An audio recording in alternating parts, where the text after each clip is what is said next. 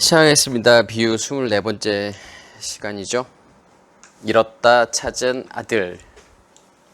누가복음 15장 11절에서부터 32절까지 말씀입니다.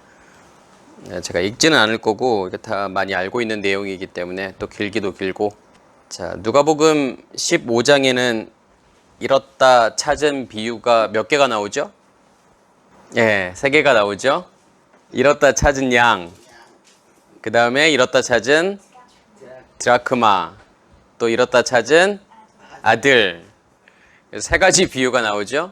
근데 잃었다 찾은 양의 비유는 마태복음에도 나와요. 그런데 잃었다 찾은 드라크마의 비유, 또 우리가 탕자의 비유로 알고 있는 잃었다 찾은 아들의 비유, 이건 어디에다만 나오냐면 누가복음에만 나오죠. 그리고 그 다음 비유, 이제 16장엔 2가지 비유가 나와요. 우리가 알고 있는 청지기 비유하고 나사로와 부자와 나사로 비유가 나오죠. 자, 그러면 왜 이 잃었다 찾은 비유가 왜 누가복음에만 나올까요? 이 잃었다 찾은 세 가지 비유, 잃었다 찾은 양, 드라크마, 아들, 이 비유가 왜 누가복음에만 나올까요? 그러니까 제가 설명을 지난번에도 계속 드렸지만 마태, 마가, 누가, 요한은 사실은 쓰여진 순서는 아니에요. 그러니까 마태, 마가, 누가, 요한 이렇게 순서가 되어 있다고 해서 마태복음이 가장 먼저 쓰여졌고 그런 건 아니에요. 그렇죠? 우리는 그러니까 신학적으로는 마가복음이 제일 먼저 쓰여졌다고 하죠. 근데 순서가 마태, 마가, 누가, 요한으로 이렇게 되어지는 것은 뭐냐면 그 자체가 어떠한 것들을 설명하기 위함이에요. 그래서 우리가 마태, 마가, 누가의 똑같은 비유가 좀 다르게 설명이 되기도 하고 막 그러잖아요. 그죠? 똑같은 어떤 내용이 조금씩 다르게 설명되어지기도 하죠. 그러니까 왜 그러냐면 포인트가 다른 거예요. 마태복음에서 이야기하고 있는 포인트, 누가복음에서 이야기하고 싶은 거 이렇게 다 다른 거예요. 그럼 마태복음은 지금 무엇을 이야기하고 싶은 거죠? 그러니까 마태, 마가, 누가, 요한은 우리의 믿음의 여정을 이야기하는 거예요. 애굽에서부터 출발해서 어디까지? 가나안까지의 여정. 이것을 설명하는 게 사실은 뭐냐면 마태, 마가, 누가, 요한이라고요. 그러면 마태복음이 의미하는 게 뭘까요? 마태복음 출애굽이겠죠. 자, 마태복음의 포인트가 뭐라고 그랬죠? 출애굽이에요. 그래서 마태복음에서는 예수님의 탄생이 예수님께서 태어나셔서 애굽으로 가는 사건이 어디에서만 나오냐면 마태복음에서만 나온단 말이에요. 그렇죠? 왜? 거기서부터 다시 출발이니까. 그리고 마가복음의 어떠한 포인트는 뭘까요? 이제 출애굽을 했으면 광야에서. 그게 포인트예요. 마가복음이요. 그럼 누가복음은 포인트는 뭘까요? 자, 광야에서 이스라엘 백성이 40년 동안 뺑뺑이로 돌잖아요. 그러면 이제 어디로 건너가야 되죠? 요단을 건너서 가나안 땅으로 들어가는 여정이란 말이에요. 그걸 설명하는 게 누가복음이란 말이에요. 어떻게 언약궤가 만들어져서 요단을 건넜다라고 하는 의미는 어떤 의미가 있어요? 네, 겉사람과 속사람의 완전한 분리를 이야기하는 거예요. 그렇죠?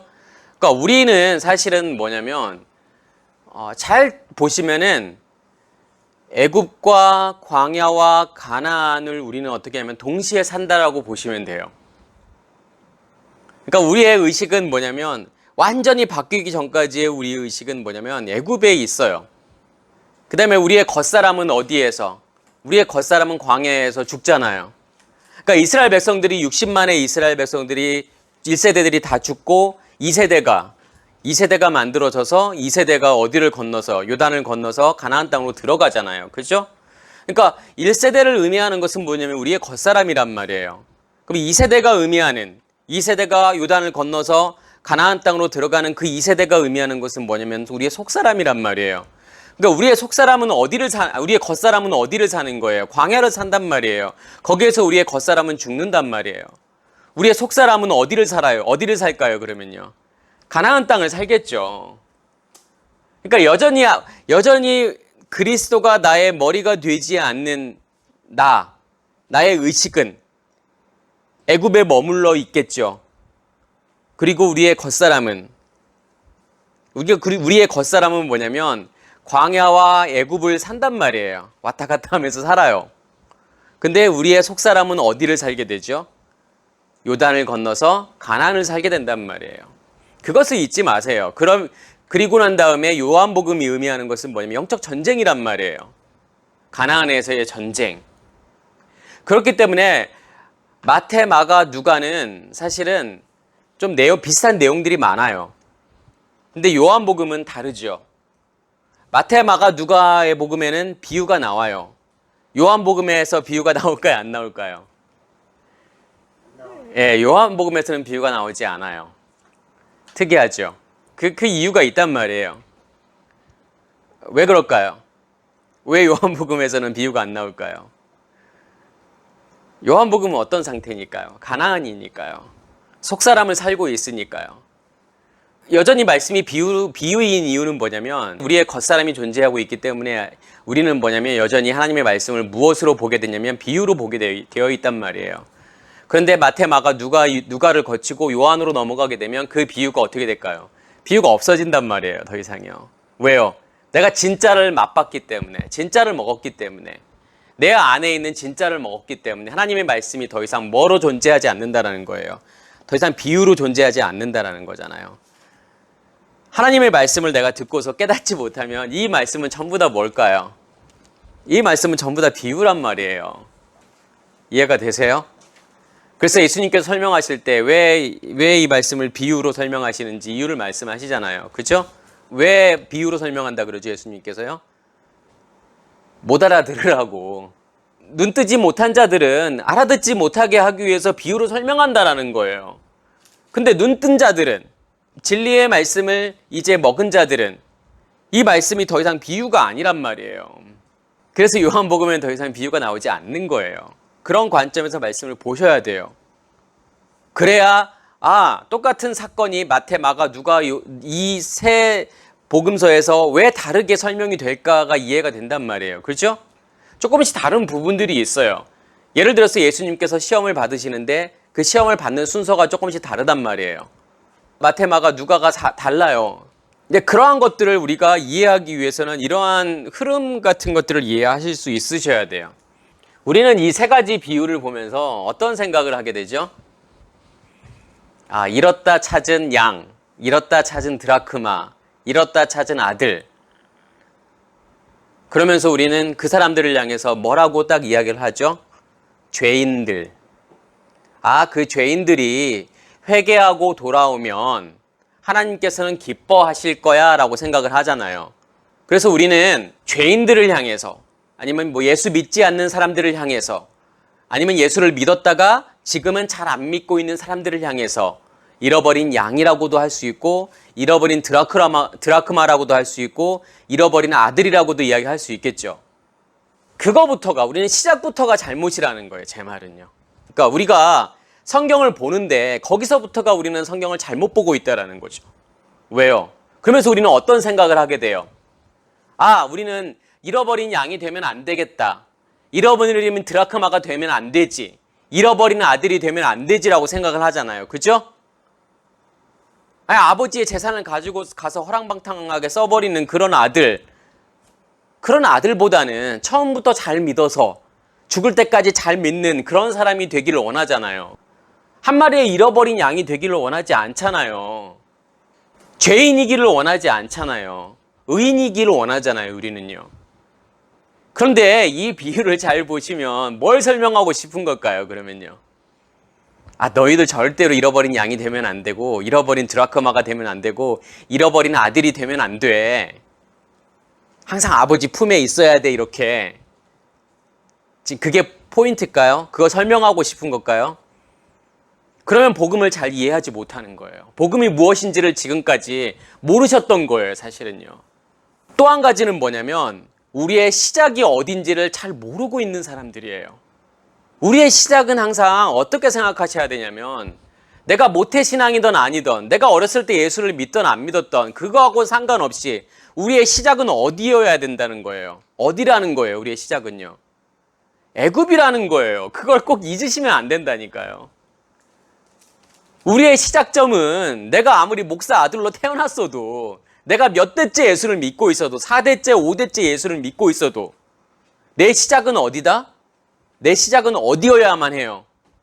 애굽이어야만 한다니까요. 애굽이라니까요. 그걸 잊어버리기 때문에 이런 비유를 들으면서 나하고는 상관없다라고 생각하잖아요. 그렇죠? 이 비유를 들으면서 나와 상관이 있다라고 생각해 본 적 있으세요? 그런 생각하기 힘들잖아요. 왜요? 나는 어렸을 때부터 예수를 계속 믿어왔기 때문에 지금까지. 그리고 너무 잘 믿었어요. 교회에 빠진 적도 없어요. 헌금도 열심히 잘 냈고 봉사도 열심히 했어요. 선교도 열심히 했다니까요. 금식도 했다니까요. 11조도 했다니까요. 그러면 이 세 가지 비유는 나하고 전혀 상관없는 비유라니까요. 그래서 이 비유를 들으면서 고민해 본 적 있으세요? 이 세 가지 비유를 들으면서 나 자신을 본 적 있으세요? 아, 이게 내 모습이구나. 정말 안타까워해 본 적 있으세요? 한 번이라도요? 지금까지 수없이 이 비유를 수없이 들으셨을 텐데, 아니 그렇잖아요. 수없이 들었잖아요. 이 비유를요. 근데 이 비유를 들으면서 내 모습을 보면서 정말 안타까워하고 주님 나를 불쌍히 여겨주시옵소서 이런 고백을 하신 적이 있으시냐고요? 없잖아요. 왜 그래요? 복음이 뭔지를 몰라서 그래요. 복음이 무엇인지 모른다라고 하는 건 뭐냐면 내 모습을 못 본다라는 거예요. 내 시작점이 어딘지를 모른다라는 거예요. 저는 지금 이 세 가지 비유를 통해서 복음이 무엇인지를 설명해 드리기 위한 거예요. 그러면 뭐냐면 이걸 들으면서 아, 이게 복음이었구나 라는 것을 깨달으셔야 된다니까요. 왜 잃었다가 찾는 게 복음이냐 이것을 이해하셔야 된다니까요. 그것을 이해하지 못하면 이 비유를 들으면서도 앞으로도 마찬가지예요. 나하고 전혀 상관없는 비유가 된다니까요. 복음을 이해하기 위해서는 뭐냐면 우리는 다 복음을 이해하기를 원하잖아요. 근데 복음을 이해하기 위해서는 뭐냐면 잃었다 찾는 게 무엇인지를 이해하셔야 된다니까요. 그래야 내 모습이 보인다니까요. 그러면 제가 뭐라고 말씀을 드렸죠? 잃었다가 찾는 거. 잃었다 찾은 한 마리의 양. 잃었다 찾은 드라크마. 잃었다 찾은 아들. 이게 지금 누구를 이야기한다고 제가 말씀을 드렸죠? 예, 그러니까 두 가지를 생각하셔야 돼요.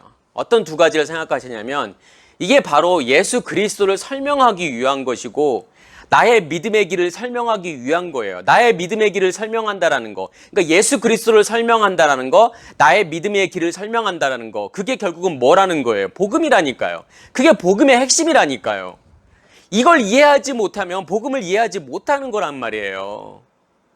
그래서 예수님께서도 비유를 이해하지 못하면, 하나의 비유를 이해하지 못하면 전체를 이해하지 못한다라고 예수님께서 말씀하시잖아요. 그렇죠?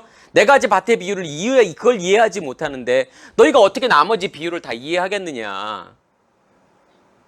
이것도 마찬가지예요. 이 비유를 이해하지 못하면 우리가 뭘 이해하지 못하는 거냐면 복음을 알지 못한다라는 거예요. 우리는 한 번도 잃었다 찾은 양, 잃었다 찾은 드라크마, 잃었다 찾은 아들을 통해서 예수 그리스도를 보지 못했잖아요. 그리고 나 자신을 보지 못했잖아요. 그 두 가지를 보지 못했다니까요. 근데 이제는 뭐냐면 그게 보이셔야 돼요. 잃었다 찾은 양을 통해서, 잃었다 찾은 드라크마를 통해서, 잃었다 찾은 아들을 통해서 예수 그리스도를 보셔야 된다니까요. 그리고 내 모습을 보셔야 된다니까요. 결국은 자 보세요. 잃었다 찾은 걸 통해서 뭘 완성하죠? 100을 완성하죠. 잃었다 찾은 걸 통해서 뭘 완성하죠? 10을 완성하죠. 잃었다 찾은 걸 통해서 뭘 완성하죠? 아들들을 완성하잖아요. 아들들이라고 하는 것은 결국은 뭘까요? 이건 기업이에요. 아들들은요. 그래서 누구한테만 기업을 물려주죠? 예, 아들들한테만 기업을 물려주잖아요. 아들이 되었다라는 것은 어떤 의미가 있어요? 아버지로부터 기업을 물려받는 존재가 되었다라는 거잖아요. 그죠? 100이라고 하는 것이 뭔데요? 매화잖아요. 망대라고 제가 말씀을 드렸죠. 우리의 의식이 깨어지는 것으로 설명되어 줄 수 있고 이 100이라고 하는 것은 결국은 뭐예요? 겨자씨라니까요. 생명이라니까요. 예수라는 생명이라니까요. 아브라함이 100살에 누구를 낳아요? 이삭을 낳잖아요. 이삭이 누군데요? 아들이잖아요. 겨자씨잖아요. 그죠? 결국은 뭘 완성하기 위한 거냐면 예수 그리스도의 잃었다 찾는다라고 하는 것은, 잃는다라고 하는 것은 십자가의 죽음이잖아요. 그죠? 찾는다라고 하는 것은 뭐예요? 부활이잖아요. 그러니까 예수의 십자가의 죽음과 부활,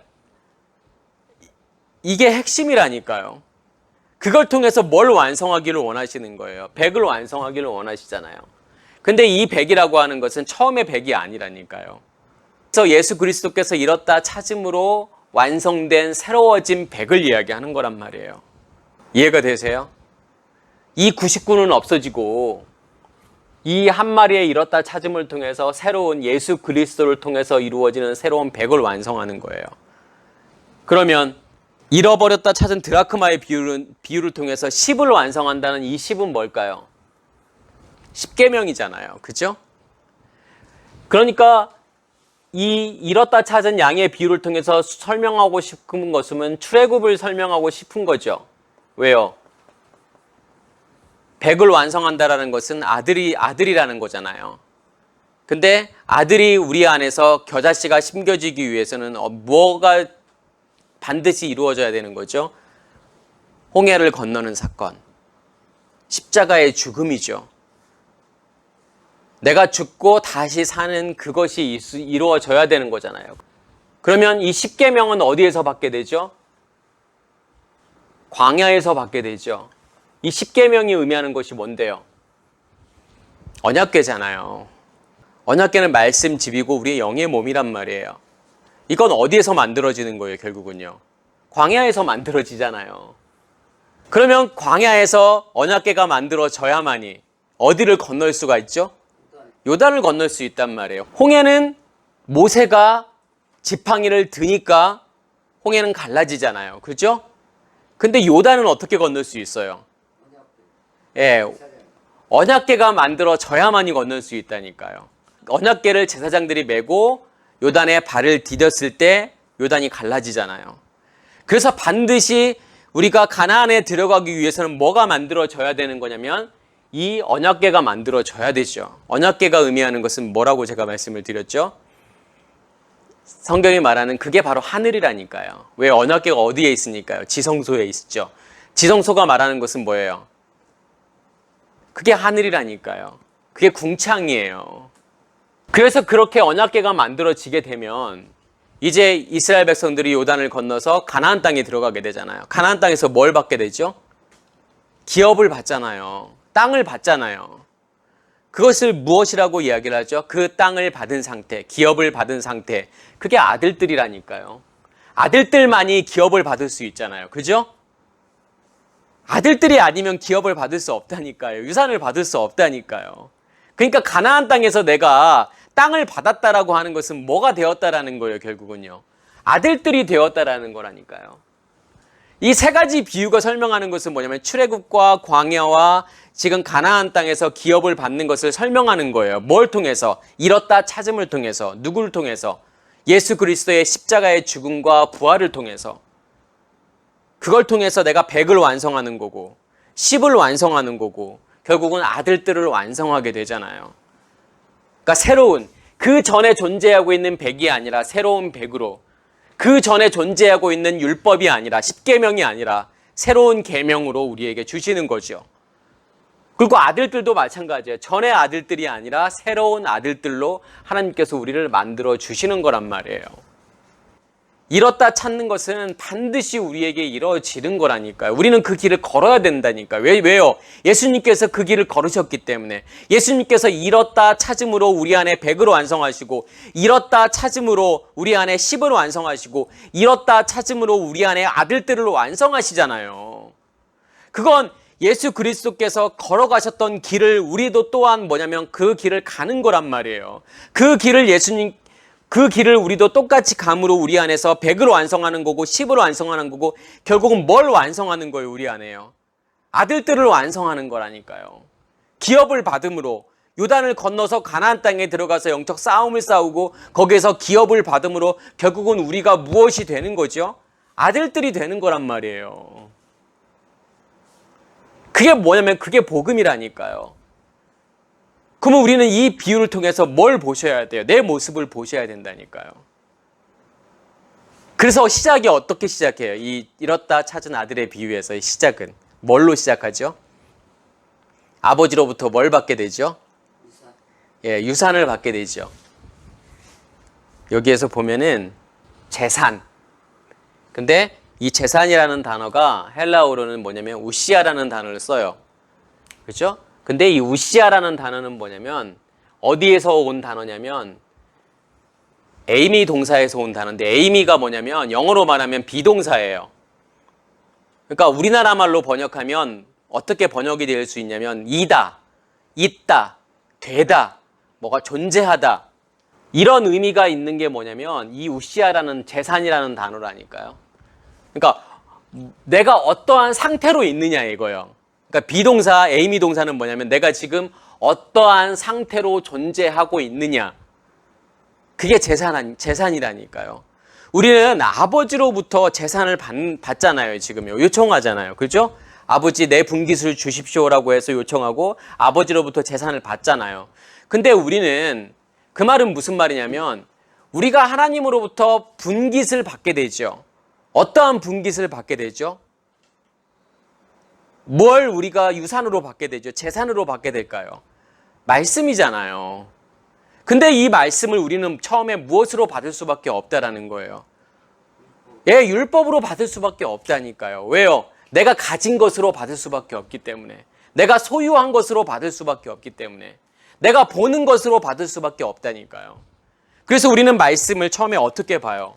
율법으로 보잖아요. 그러니까 율법으로 본다라는 건 어떤 걸 의미하죠? 하나님 말씀을 어떻게 본다는 거지 결국은요? 행위로 본다는 거잖아요. 이 말씀을 딱 접하는 순간 우리는 뭘 하려고 해요? 지키려고 하잖아요. 아, 열심히 지켜야지 라고 생각을 하잖아요. 근데 지킨다라고 하는 것은 뭘로 지키는 거죠, 우리가요? 행위로 지키는 거잖아요. 그 말은 무슨 말이냐면 그게 뭐냐면 율법이라니까요. 내가 뭘 해야 된다고 생각하는 거잖아요. 그래서 613가지를 만들었잖아요. 해야 될 거, 하지 말아야 될 거. 합치니까 613가지인 거예요. 그러면 난 이 613가지면 열심히 지키면 되는 거예요. 태어나면서부터 죽을 때까지. 그죠? 그러면서 뭐라고 생각해요? 와, 나는 다 지켰는데? 주님께 부자 관원이 주님께 나오잖아요. 어떻게 영생을 얻을 수 있습니까? 계명을 지켜. 저 어렸을 때부터 다 지켰는데요. 그 말은 무슨 말이에요? 613가지 나는 어렸을 때부터 그걸 다 지켰다라는 거잖아요. 뭘로 지켰다라는 거예요? 행위로 지켰다라는 거잖아요. 더 이상 뭐가 더 부족합니까? 부족한 게 뭐입니까? 그게 율법이란 말이에요. 우리는 하나님의 말씀을 무엇으로 받을 수밖에 없냐면 처음에 율법으로 받을 수밖에 없다니까요. 그게 우리의 모습이라니까요. 그걸 이해하셔야 돼요. 하나님의 구원의 방법을 이해하셔야 돼요. 하나님은 그렇게 하기를 원하신다니까요. 처음부터 다 알잖아요. 그죠? 우리가 선악을 알게 하는 나무의 열매를 선악을 알게 하는 나무의 열매로 먹을 것을 다 알고 계시잖아요. 그죠? 그러면서 하나님께서 허락하신단 말이에요. 왜요? 그걸 통해서 어떻게 하기 위해서? 나를 보기 하기 위해서 그런다니까요. 그러면 그걸 가지고 가서 어떻게 하죠? 이 둘째 아들이요? 허랑방탕하게 다 사용하잖아요. 그죠? 다 낭비한단 말이에요. 그걸 통해서 뭘 이야기하고 싶은 거예요, 결국은요. 그렇게 받은 것들은, 율법으로 받은 것들은 먼 나라로 가서 거기에서 다 그것을 탕진해야 된단 말이에요. 다 없애야 된단 말이에요. 그죠? 잘 생각해 보세요. 그게 출애굽이란 말이에요. 애굽을 떠나서, 애굽이라는 곳을 떠나서 먼 나라로 가서, 광야로 가서, 그 광야에서의 광야는 어떤 곳이에요, 그러면요? 우리가 가지고 있는 율법이라고 하는 거, 그 율법을 광야라고 하는 곳에서 어떻게 해야 돼요, 우리는요? 다 탕진해야 된다니까요. 하나님께서 왜 40년 동안 이스라엘 백성들을 광야에서 뺑뺑이 돌리시는 이유가 뭐예요? 그거 다 탕진하라고요. 내가 율법으로 받았던 것들을 광야라는 곳에서 다 없애야 된단 말이에요. 그걸요. 다 탕진해야 된단 말이에요. 그렇게 다 탕진해서 결국은 어떠한 상태가 되어야 되는 거죠? 흉년이 되어야 된단 말이에요. 흉년이요. 흉년이라고 하는 것은 뭐예요? 예, 아무것도 없는 상태를 이야기하는 거잖아요. 얻을 수 없는, 무엇도 얻을 수 없는 그 상태. 하나님의 말씀을 율법으로 받지 않는 그 상태. 그게 뭐냐면 흉년이고 그게 궁핍이란 말이에요. 거기에서 우리는 진짜 궁핍을 느끼셔야 된다니까요. 저는 율법으로 만족했잖아요. 그죠? 율법의 말씀으로 만족했잖아요. 거기서 막 기쁨을 누렸잖아요. 그래서 막 열심히 하고 열심히 하는 걸 통해서 기쁨이 있었잖아요.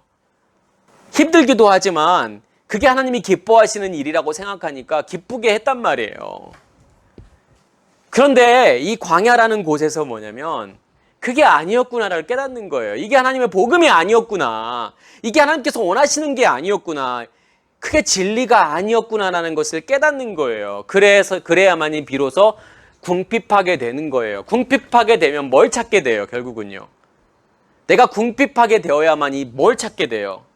진짜를 찾게 될 거 아니에요. 진짜 진리의 말씀을 찾을 거 아니에요. 율법이 아니라 진짜 복음을 찾을 거 아니에요. 그죠? 알았잖아요, 이제. 율법이 나를 기쁘게 하지 못한다는 것을 알았단 말이에요. 이게 복음이 아니라는 걸 알았단 말이에요. 그러면 뭘 찾게 돼요? 진짜를 찾게 되잖아요. 진짜 하나님의 것을 찾게 되잖아요. 그래서 이 둘째 아들이 떠올리는 건 뭐예요? 이런 상황에서 둘째 아들이 뭘 떠올려요? 아버지를 떠올리잖아요. 아버지에게는 풍족한 일꾼이 얼마나 많은가. 나는 여기서 죽는구나. 아버지한테 가서 나를 그냥 일꾼의 하나로 써달라고 해야지. 그러니까 아버지를 바라본다라고 하는 것은 뭐예요, 결국은요? 진짜를 보는 거예요. 그 전에 그 아버지가 진짜 아버지가 아니었던 거예요. 이제 진짜 아버지를 보는 거라니까요. 그 전에는 율법으로 아버지를 본 거예요. 그렇죠? 우리가 그랬단 말이에요. 율법으로 하나님을 봤단 말이에요. 그러니까 내가 이렇게 하면, 이렇게 열심히 하면 하나님께서 나를 좋아해 주겠지. 날 사랑해 주겠지. 내가 이렇게 열심히 하면 천국에 가겠지라고 생각했단 말이에요. 그는 아버지를 잘 못 본 거란 말이에요. 아버지를 오해한 거예요. 이제 궁핍하게 되었을 때, 그 율법의 그것들이 다 없어졌을 때, 이제 내가 누구를 진짜로 보는 거예요? 제대로 보는 걸까요? 내가 아버지를 제대로 보게 된다니까요. 아버지를 제대로 이해하게 된단 말이에요. 전에는 아버지를 제대로 못 봤단 말이에요. 율법으로 봤던 아버지를 이제 진리로 보기 시작한단 말이에요. 누가요? 둘째 아들이요. 하나님께서 원하시는 건 뭘까요? 하나님께서 우리를 이 땅으로 보내셔서 율법을 살게 하시고 애굽을 살게 하시고 그 이유는 뭘까요? 진짜를 깨달으라고요. 진짜를 보라고요. 비진리 가운데 있으면서 그게 진리인 것처럼 살고 있었잖아요. 근데 그건 진리가 아니었단 말이에요. 하나님께서 우리를 이 땅에 보내시는 이유는 뭐냐면 율법을 경험해 보라 이거예요. 비진리 가운데 있어 보라 이거예요. 그러면 뭘 찾게 돼요? 뭘 간절히 찾게 될까요? 진리를 간절히 찾게 될 거 아니에요. 그렇죠? 진짜를 찾게 될 거 아니에요. 간절한 마음으로요. 하나님, 내가 이쪽에 있어 보니까, 비진리 가운데 있어 보니까 이건 진짜가 아니었군요. 이게 아버지의 모습이 아니었군요. 이게 내가 찾던 아버지가 아니었군요. 내가 진짜 아버지를 찾기 원합니다. 내가 진리를 찾기 원합니다. 해서 하나님께서는 이쪽으로 오기를 원하시는 거잖아요. 그죠? 우리를 하나님께 로봇으로 만들지 않으셨다니까요. 로봇으로 만들 수도 있겠죠. 좀 완벽한 인간으로, 그러니까 진리 가운데 있는 인간으로 만들 수도 있었겠지만 하나님께서 그렇게 하시지 않는단 말이에요. 그걸 스스로 깨닫고 오기를 원하신단 말이에요. 그래야만이 내가 진리 안에 있다라고 하는 것이 얼마나 큰 기쁨인지를 알게 돼요. 내가 하나님 안에 있다라고 하는 것이 얼마나 큰 기쁨이고 만족인지를 알게 된단 말이에요. 그게 얼마나 큰 행복인지를 알게 된단 말이에요. 근데 이걸 경험해보지 못한 사람들은 이 기쁨을 이해하지 못한다니까요. 그래서 정말 어렸을 때 가난하게 자란 사람들이 내가 지금 부자가 되었을 때 진짜 부자가 된다는 것이 어떤 의미인지를 알게 된단 말이에요. 그렇죠? 왜요? 정말 가난한 삶을 살아봤기 때문에, 가난이 무엇인지를 알기 때문에 내가 지금 부자가 되었을 때 여기에 만족하게 된다니까요. 근데 내가 태어났을 때부터 부잣집에 태어났어요. 내가 이건희 아들로 태어났다고 생각해 보세요. 그러면 부자가 어떤 의미인지 모른다니까요. 가난이라고 하는 게 어떤 의미인지를 모른단 말이에요. 그렇죠? 가난해 보지 않았기 때문에. 하나님께서는 뭐냐면 그걸 경험하기 원하시는 거야. 가난이 무엇인지를. 그리고 진짜 부자가 되었을 때 이 부자가 갖는 의미가 무엇인지를 알게 하신다니까요. 그래서 아버지께로 지금 뭐냐면 돌아오잖아요. 근데 아버지께로 돌아오니까 뭘 하시는 거예요? 아버지가 뭘 주죠? 옷을 입혀주잖아요. 그리고 뭘 하죠? 가락지를 끼워주잖아요. 가락지는 반지란 말이에요. 근데 반지는 그냥 반지가 아니에요. 인장이에요. 옛날에 반지는 인장이에요. 인장이 뭐죠? 도장이란 말이에요. 뭘 주는 거냐면 옷을 주는 거고 도장을 주는 거고 신발을 씻겨준단 말이에요. 옷은 뭘 이야기하는 거죠? 그리스도로 옷 입는 거잖아요. 말씀으로 옷 입는 거잖아요. 진리의 말씀으로 옷을 입혀주고, 가락지라고 하는 것은 뭐냐면 권능을 우리에게 주시는 거잖아요. 그걸 통해서 신을 신겨주신다라는 건 결국은 뭘 이야기하는 거예요? 복음을 전하는 발이 된다라는 거잖아요. 아버지께로 오면 그렇게 모든 것을 다 탕진하고서 내가 가지고 있는 율법의 비진리의 것들을 다 탕진하고 아버지께로 다시 돌아와야만이 어떠한 상태가 되는 거예요? 옷 입는 상태. 그리스도로 옷 입고 그 권능을 가지고서 세상을 향해서 그 권능을 전하는 그러한 존재가 된다니까요. 그럼 반드시 뭐냐면 이러한 일들은 우리에게서 반드시 일어나야 되는 일이라니까요. 반드시 먼 나라로 떠나야 되고, 반드시 거기서 내가 가지고 있는 것을 다 탕진해야 되고, 거기서 흉년을 경험해야 되는 거예요. 거기서 궁핍을 경험해야 된다니까요.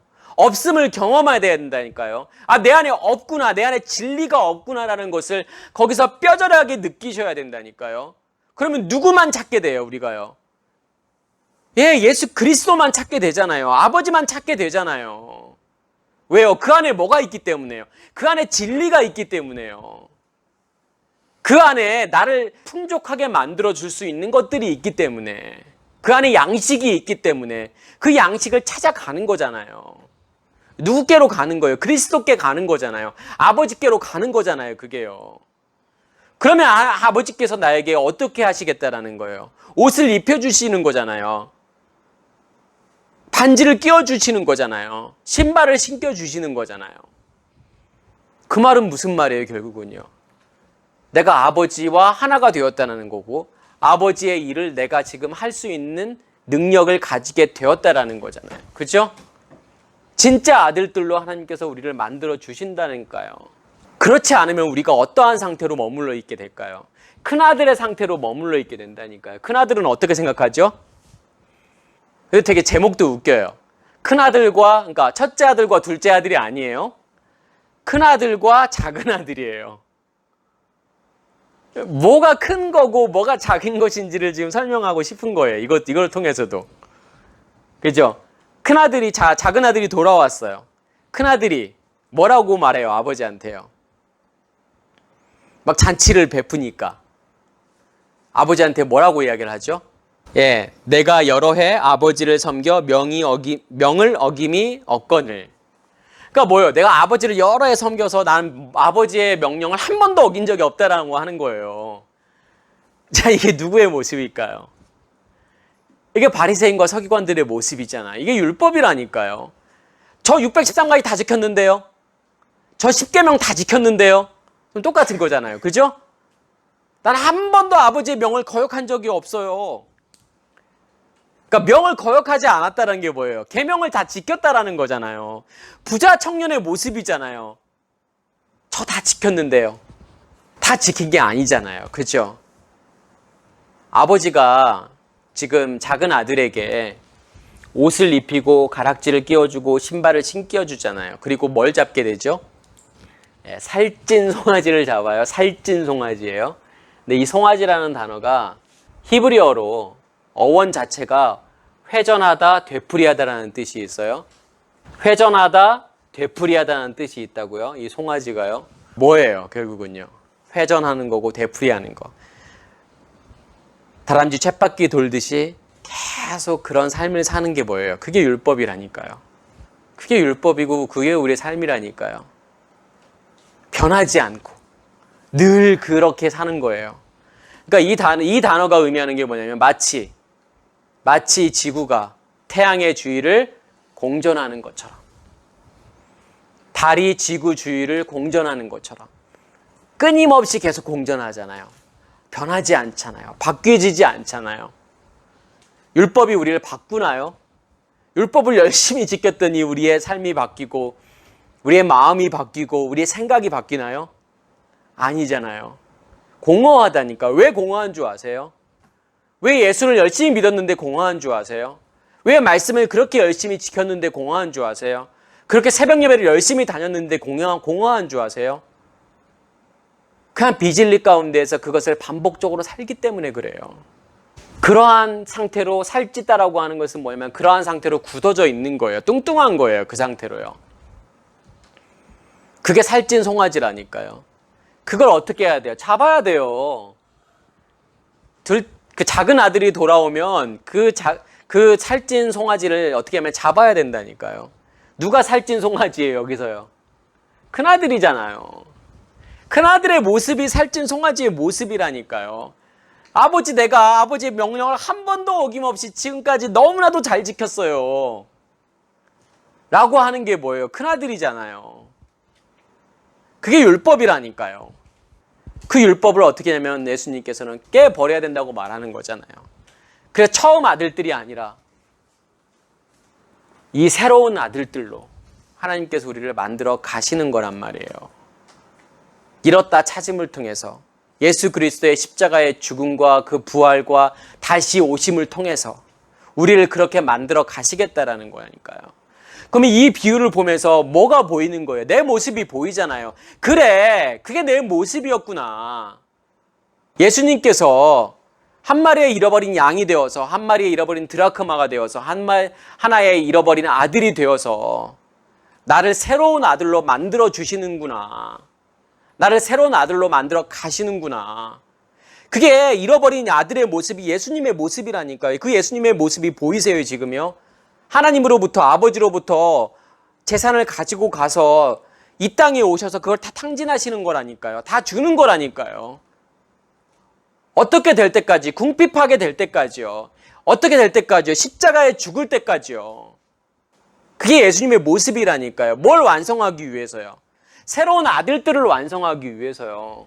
새로운 100을 완성하고 새로운 10을 완성하고 새로운 아들들을 완성하기 위해서 그렇게 하신다니까요. 그러면 우리는 뭘 버려야 돼? 뭘 버리는 거예요? 이 땅의 삶은 뭘 버리는 삶일까요? 그러면요. 우리 안에 있는 99를 버리는 삶이라니까요. 우리 안에 있는 9을 버리는 거라니까요. 우리 안에 있는 큰아들을 버리는 거라니까요. 이게 우리가 이 땅에서의 삶이에요. 우리는 이 땅에서 뭔가를 더 얻으려고 한단 말이에요. 더 잘 살려고 해요. 더 좋은 집에서 더 좋은 거 많이 누리면서 남들이 우러러 보는 그것을 꿈꾸면서 살아간단 말이에요. 그게 우리의 삶인 것처럼 착각하고 있지만 하나님께서 우리를 이 땅에 보내시는 것은 어떻게 살으라고 이 땅에 보내신 거라고요? 그 잃었다 찾은 양, 잃었다 찾은 드라크마, 잃었다 찾은 그 아들이신 예수 그리스도를 통해서 결국은 새로운 100을 완성하고 새로운 10을 완성하고 새로운 아들들을 완성하기 위해서 결국은 뭐가 죽어야 된다고 했죠, 제가요? 우리 안에 있는 99, 우리의 겉사람의 99, 우리 겉사람의 9, 우리 겉사람의 큰아들, 이게 뭐냐면 죽어야 된다니까요. 그게 우리의 삶이라니까요. 그럼 우리는 뭘 보셔야 돼요? 내 안에 얼마나 통장에 잔고가 쌓였는지, 아니면 우리의 얼마나 많은 땅을 내가 가지고 있는지, 집 몇 채를 가지고 있는지, 내 자식들이 얼마나 잘 됐는지, 얼마나 이 자식들이 용돈 많이 주고 있는지, 그걸 자랑해야 되는 것이 아니라 뭘 보셔야 되는 거예요, 결국은요. 뭘 놓치시면 안 돼요. 내 안에 99, 내 안에 9, 내 안에 큰아들, 이것이 없어지는 삶이라니까요. 이걸 없애는 삶이라니까요. 그러면 그게 내 안에 존재하고 있는지, 아직도 존재하고 있는지, 그 율법의 물이, 그 율법이 내 안에 여전히 존재하고 있는지 그걸 보셔야 되는 거잖아요. 그게 우리의 삶이라고 하는 거라니까요. 그걸 보지 못하면 우리의 삶은 뭐예요?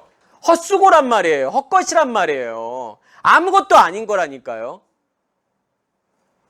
그걸 보라고 이 땅에 보내신 거라니까요. 왜요? 그걸 통해 뭘 완성하라고요? 아들들을 완성하라고요. 하나님의 기업을 받은 아들들로 유산을 받은 아들들로 하나님께서 우리를 완성하기 원하신단 말이에요. 그러면 그걸 놓치지 마셔야 된다니까요. 말씀과 기도를 통해서 그럼 결국은 뭘 보는 거예요? 말씀과 기도는 결국 뭘 보는 거예요? 그 복음을 보는 거고, 그 예수 그리스도를 보는 거고, 잃었다 찾은 양 드라크마 아들 그걸 보는 거고, 또 하나 뭘 보는 거예요? 나 자신을 보는 거라니까요. 99, 9, 큰아들 이 상태를 보는 거란 말이에요. 다른 데에 관심을 가지지 마시고 그거에만 관심을 가지세요. 결국은 뭘 완성해야 되니까. 결국은 이 아들들을 완성해야 되니까. 아들들은 뭐냐면 기업을 받은 존재임과 더불어 또 어떠한 존재예요? 아들들은요. 유산을 받을 수 있는 권한이 있는, 권리가 있는 것이 아들들이라고 했죠. 또 아들들은 어떠한 일들을 해야 돼요? 아버지가 하는 일을 해야 된단 말이에요. 그래서 예수님께서 뭐라고 해요? 아버지께서 일하시니 나도 일한다. 그렇게 말씀을 하시잖아요. 그죠? 결국은 뭐예요? 아들은 뭐 어떤 존재라는 거예요? 아버지와 같은 존재이고 아버지가 하는 일을 똑같이 하는 게 아들이라는 거잖아요. 그럼 우리도 뭐라는 거예요? 예수 그리스도께서 하셨던 일들을 우리도 똑같이 해야 된다는 거잖아요. 왜요? 아들들이니까요. 상속받은 아들들이니까요. 아버지의 것을 가지고서 아버지의 일을 하는 거란 말이에요. 그것을 깨달으시길 간절히 소원합니다. 마치겠습니다.